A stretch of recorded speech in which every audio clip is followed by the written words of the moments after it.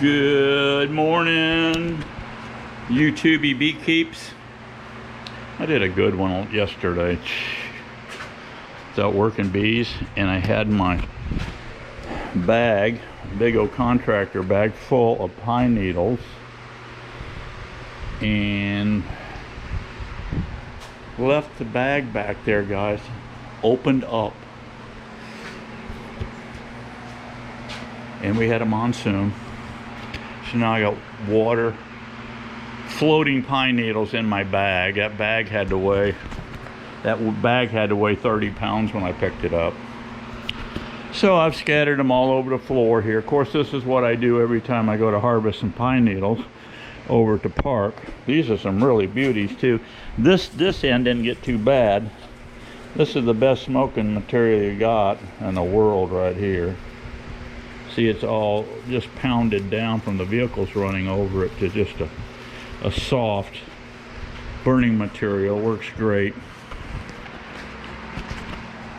That smoke though, I like working barehanded, and that smoke gets into my skin, and Miss Daisy don't like it. She said, God, you smell like a freaking forest fire, she said. So anyway, I got a few projects I want to share with you. One here, I just stopped at Lowe's this morning. I had to pick up another bucket. I picked up this one. I put Eco on it for Eco, my Eco wood preservative. You can get this on there, non-toxic, stain, yada yada. They talk it up really good. I don't know. I've been using this stuff for, I don't know, probably 8 years now, 6-8 years. I don't remember when I started. I have put it on compromised wood, and the rotting process has already started on that wood, so this didn't stop the rotting process. And so anyway, I have phased out all those big thick. I was building the entire hive. I called it, when I started building these, I called it the Beefy Beehive. Well, it still is the Beefy Beehive. I still call it that. But it's not all built with 2-inch and a half material. We use now, of course, the pallet wood. So anyway, I've got this for 5 gallons. It ain't cheap. It's like, I don't know, it's like 50 some dollars. Miss Daisy got it for me. But I got this here, $65, no refund, $15 as is, and it had a little light tan color to it. I have no clue what's in this thing, but here it is. Peel stop, triple thick, building, binding, primer, yada yada. Good enough for a beehive, guys. $65, got it for 15 bucks. Oh, look at this. I went out there. I may be going with Matthew here on the 6th. I think that's the Tuesday, the 6th. He asked me, he said, have you ever caught and caged queens and marked queens? I said, in my 60 plus years, nope. Haven't ever needed to. I've been a nuke maker. When you're doing that, you really don't even need to put your hand on a queen. You see that she's there, you see what she's doing, yada yada. You put it together, you sell the unit, right? I've had many customers ask me, do you mark your queens? I said, no, I don't even touch queens. Well, I have to touch queens when a lot of times they'll like hatch early in my incubator, and they're running around like a chicken with their head cut off in my incubator. Well, I capture them then, and then I put them in a cage. That's the only time I've handled queens anyway. So I let him know that, and he said, I will teach you. So I may team up with him. I'm going to call him, team up. I just got him a bee location just to my east. It's a really nice location. He is tickled pink, I hope. He sets 64 or 5 units per yard is all he puts them in, 64 units per yard. So there's plenty of room to do that. It's got truck access, hard ground access. It's got plenty open area. It was old cattle land, but it's all hammocked in now. It's like a huge Florida hammock, old growth hammock. Tons of cabbage palm in there. Yeah, it's going to be a beautiful location, and just for the simple fact it's close. There's a little pepper around in this area. So yeah. Anyway, he's happy with that. Anyway. So I may go with him, but I went out there, I said, you know, I've been watching guys mark queens, and they got these pens that don't control the ink quite right, and you slobber ink all over a friggin' queen's head, and you might as well kiss her goodbye. I mean, she, you know, here you worked your ass off getting her mated back, and then you go in there and fart around and kill her. These things have got to be handled correctly. Matthew's an expert at it. He's caging 300 of these and selling 300 of these a month on average. So anyway, I didn't ask him what he uses, but I went out there, what do the pros use, right? So here's what I found. Here's what I found the pros are using. Right here. This year's color, by the way, is red. Competitive Advantage MPD15 paint marker. Permanent marker on metal, glass, rubber, plastics, and queen thoraxes. Yes. So, there she is, red. Now when I got it, I pulled the cap off. This tip was white, and I'm going, ooh, did they screw up? No, they didn't screw up, because the ink hasn't come down yet. There's a ball in here, hear it? That's your shake, you shake it up. This tip is beautiful. You can get right down, fine tune this, and it don't, look at that, guys. You don't,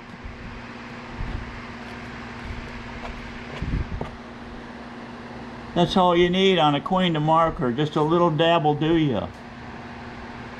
Yeah.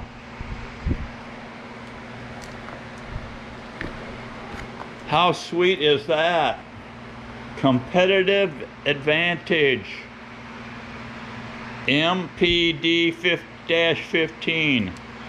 Get it on Amazon. You can get any flavor. Actually, you can get a whole bunch of these markers. I don't know how long they would last. I would think the only way I'm going to do this, this is like $8, and it was in my mailbox in 2 days when I ordered it. I tell my secretary, Miss Daisy, and she orders my goodies for me. Yeah, so you guys have been asking me about the why I use this wood preservative. So I've got this eco stuff. Let's see what's in our little bag here. Okay. You got instructions in here. You got instructions in here, which I never read. Okay, you've got enough here for 5 gallons. So I'm going to cut this thing.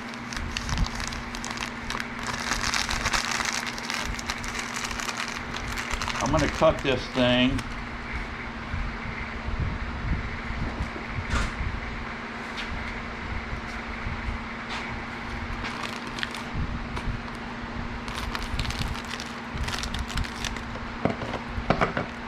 Then I'm going to pinch this thing right about center here. And I'm going to dump half of it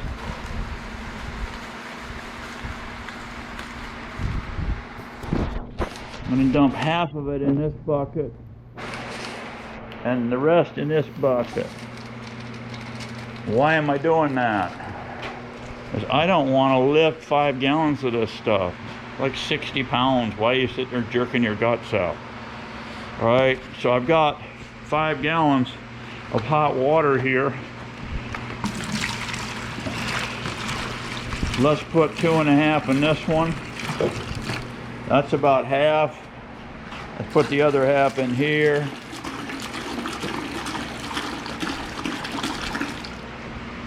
All right, let's put 2.5 in this one.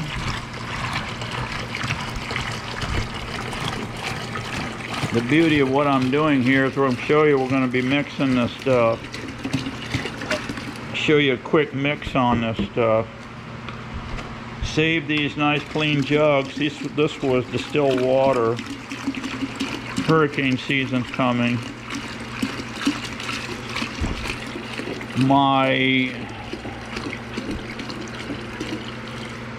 I buy a lot of club soda to mix with my tea. And what I do, I save these club sodas. They're 2 liters. And they're nice clean bottles. Hurricane season. 2 to 3 days before the hurricane tries to blow my hair back, I fill those. The power, I've had power go out here for 5 days straight. It's no fun. But you fill those jugs up, guys, and freeze them and then put them in a cooler. And then you can throw food in there along with it. Get you a big, I have several coolers. I can load those up. So not only do you have cooling action going on, but you got drinking water, okay? Keep that in your hair covered computer, okay? Now, so I've got my 2.5 in here. Let's put our 2.5 in here. This already had probably a gallon. This bucket here probably had 1.5 gallons in it. So I'm just adding to the old stuff. So I'm going to have a lot of preservative here. But I've got a lot more boxes to build too. All those right there are going to go into supers with an option of down the road turning them into base bottom hive units with, you know, with the screen and the entry disc action on it. So now all I do here, here's my applicator, by the way, brush I put on the stuff with. I've got a pickle barrel I threw up on this table here. I don't know if you've seen me do it before. And when I pick these buckets up, I shake them really good, dump them in there, and then put my box in there, and then I can wash it down. I put on rubber gloves and I wash the boxes down with that. And then to reinstall my lid, don't beat on it with your hand. You're going to hurt your hand.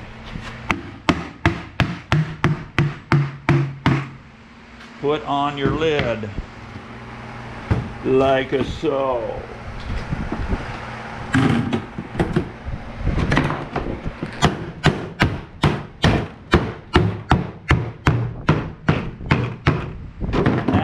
Now what I'm going to do, guys, is pick these 5-gallon cans up and shake the heck out of them, and then I slide them under the bench out of the way. They're ready to rock and roll for preserving wood. Okay, guys, the main mission today was slop a coat of paint on just these 3. I threw these together yesterday.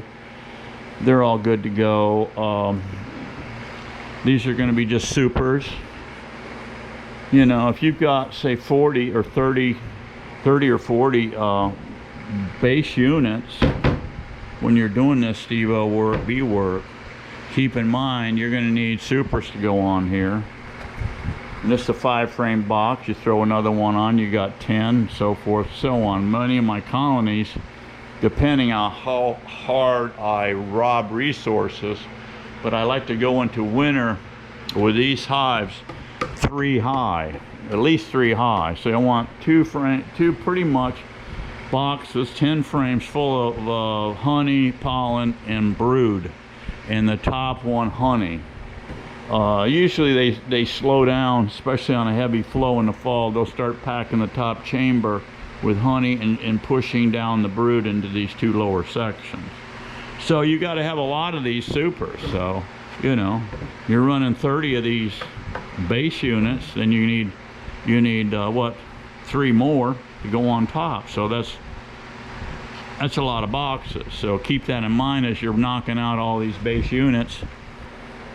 get to that point where you think you got enough base units, and then start knocking out these. And these go together fast because you're not fooling around with screens, you're not drilling holes for entry, you're not putting on you know, the disc, you're not putting on the two cleats that go on each end, the cleat on each end, so forth, yada yada. So these knock out fast. You can make a lot of them cheaply.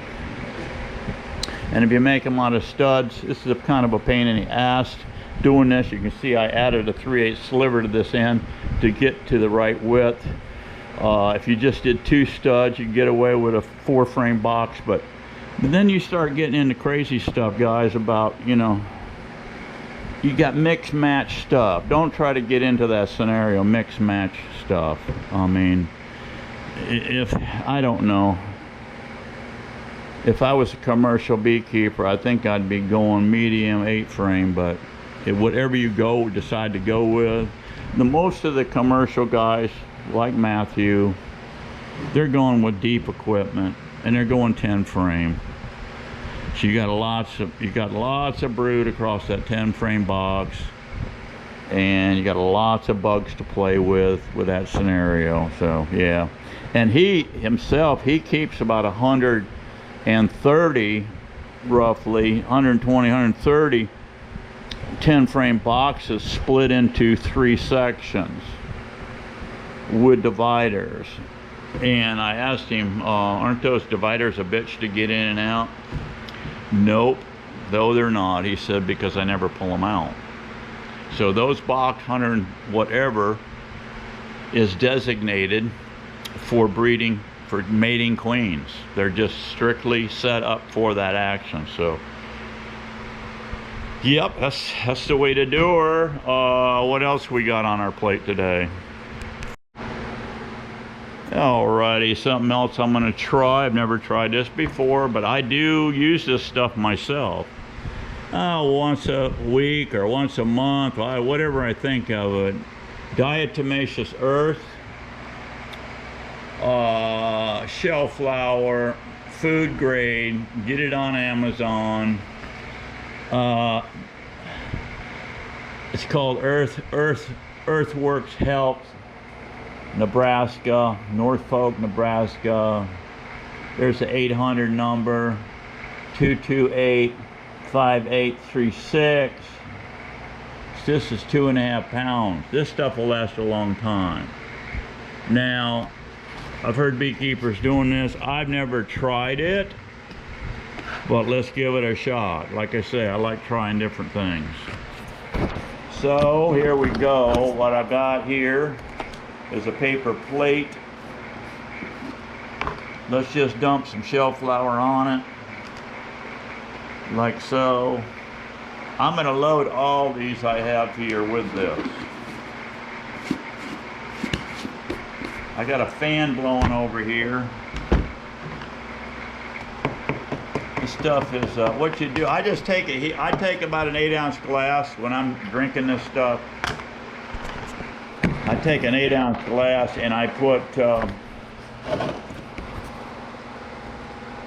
about fill it up, and then I take a teaspoon and I get a heaping teaspoon, whatever will fit on that teaspoon of this flour. I dump in there and stir it up and down the hatch. It'll give you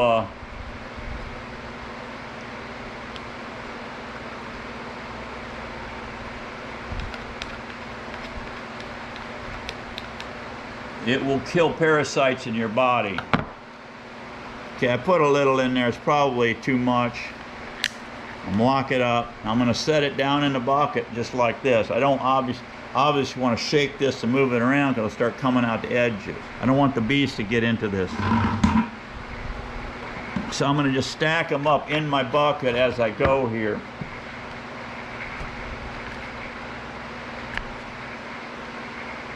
Yeah, this stuff will take out parasites in your body. I think that's enough right there. That little dab will do you right there. Like so. Now the theory is here, the beetles get scared in here, chased in by the bees. and that beetle will walk around on that dust. He'll start licking his feet off and have a vapor lock heart attack, okay? This shell flower won't hurt you, but parasites hate it. You get this stuff in your gut tract, and it cuts them all to hell. The parasites, it'll cut them up. But what if you put this stuff under a microscope, which I've never done, but I've seen the pictures. It looks like little round whiskey barrels with holes in it. And them little barrels will just, are razor sharp. They're razor sharp, and that's the thing. It cuts them all up. So what I'm doing is putting these in here in this bucket, and I'm going to put them in and layer them up in this bucket. Now what I've done here, I went and bought 2 Lowe's buckets. They're food grade buckets, not, you don't need food grade, but this is what I got. And I put on here clean BB, beetle barns, dirty beetle barns. And it don't take long for the bees to put these out of commission. As you can see there, they propolised them shut. There's one hole open, that one's open, but the majority of these are all jammed shut with propolis. They even try to propolis the edges to where they just suffocate them beetles in there. They know they're in there. So this is kind of a good way to go here. What I'm doing, what powder, I've got this box here, so I'm blocking the wind here, so this stuff will blow all over the place. I can put this right back into my tub when I'm done here. So I got to go through all these and get this job knocked out ASAP. And then we're going on to another project. I'll show you that.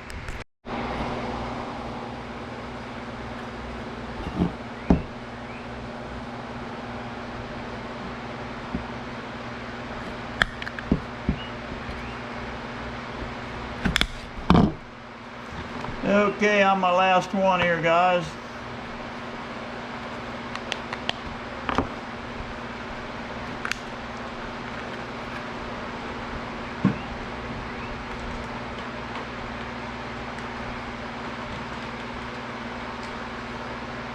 Kind of layered them in here, kind of level.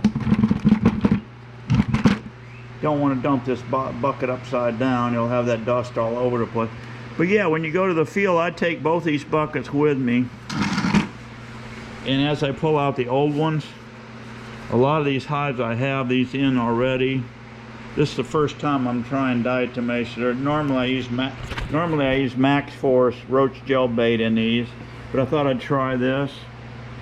And so when I get a pile of these, I put them in a 2-gallon Ziploc and throw them in Miss Daisy's freezer.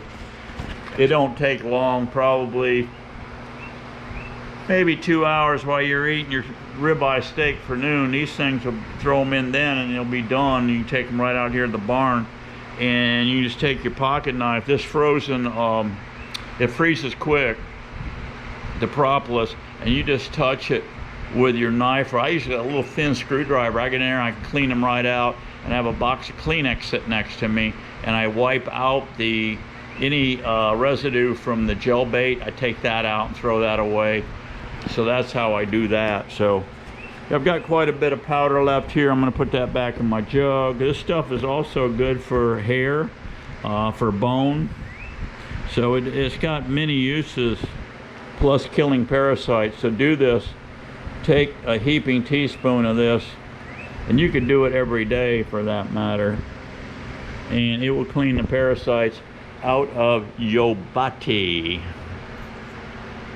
Let's go on to the next project here. These things are pretty cheap.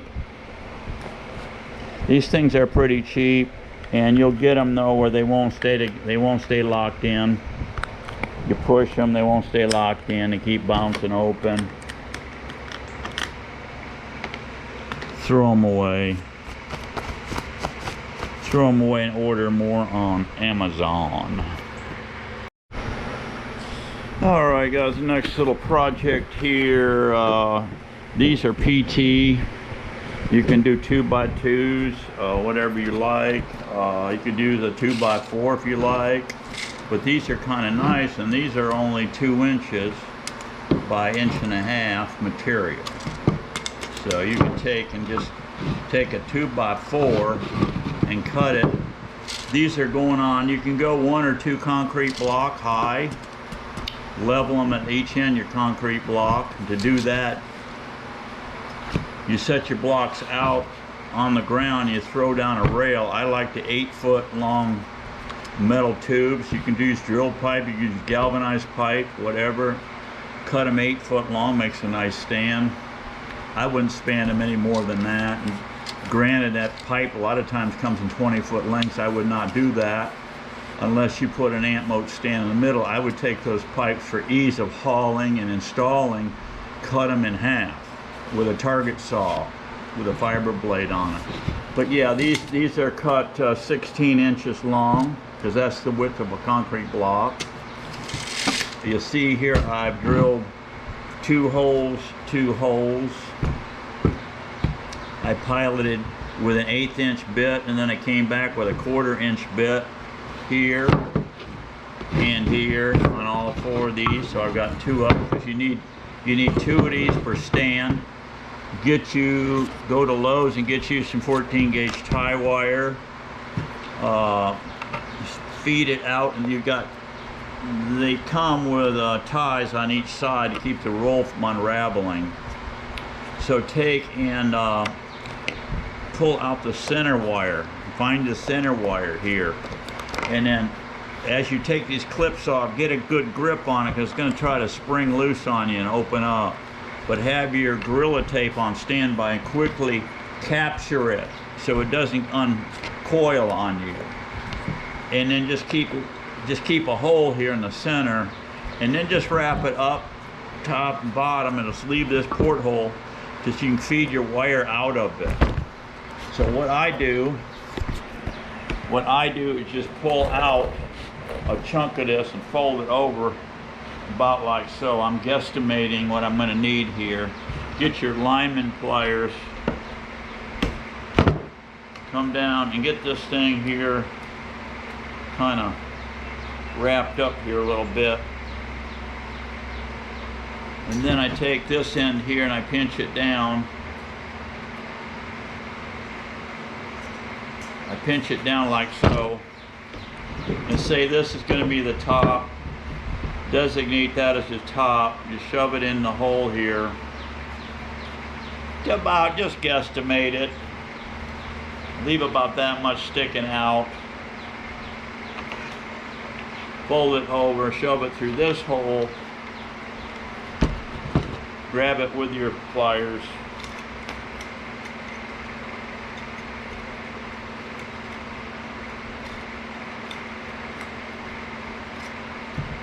Like so. Kind of twist these up a little bit.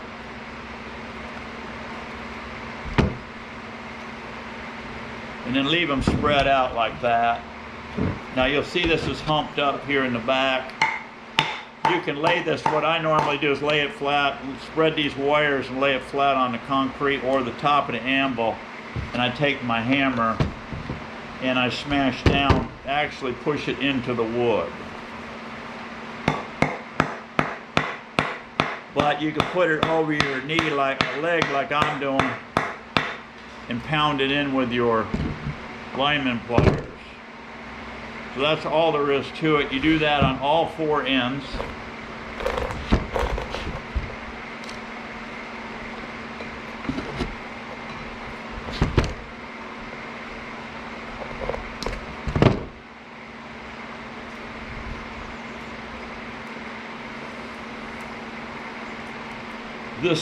This trick that Martin came up with, Michigan Martin came up with this ant moat scenario.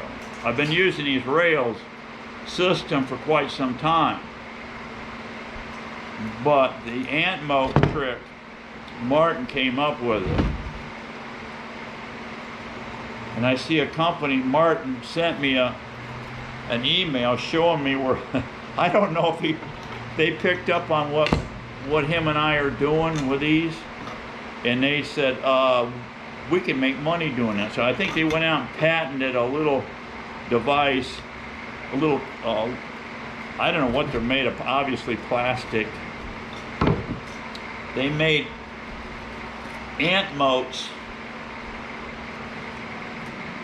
and they're advertising them for beehives and dog food bowls, because you know, you set your dog food, your farm dog, whatever, out there, you come back and it's full of ants and stuff.